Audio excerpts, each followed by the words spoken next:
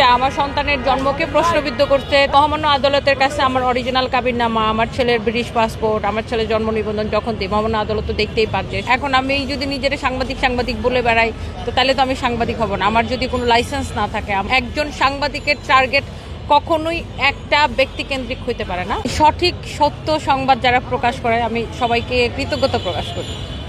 যেটা বিষয়টা জানতে চাইছিলাম যে আপনার বিরুদ্ধে আবার আমাদেরই হচ্ছে গিয়ে কথিত একজন সাংবাদিক বিভিন্নভাবে হ্যারাসমেন্ট করার চেষ্টা করেছে, আপনার কাছ থেকে টাকা নিয়ে চাঁদাবাজির চেষ্টা করেছে।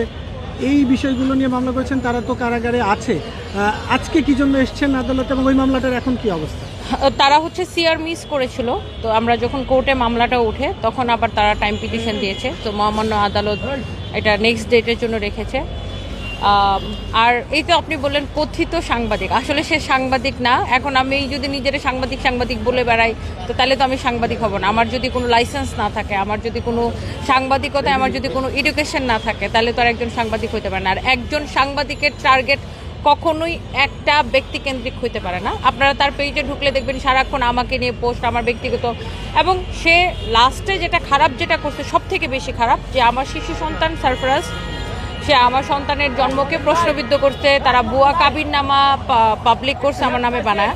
তো আমি মহামান্য আদালতের কাছে আমার অরিজিনাল কাবিননামা, আমার ছেলের ব্রিটিশ পাসপোর্ট, আমার ছেলের জন্ম নিবন্ধন যখন দিই, মহামান্য আদালত তো দেখতেই পাচ্ছে সে কী পরিমাণ মানে সামাজিকভাবে সে আমাকে অপদস্থ করেছে, বা আমার ছেলেকে, আমার ছেলে যে স্বাভাবিক বেড়ে ওঠা সেটাকে সে বাধাগ্রস্ত করেছে।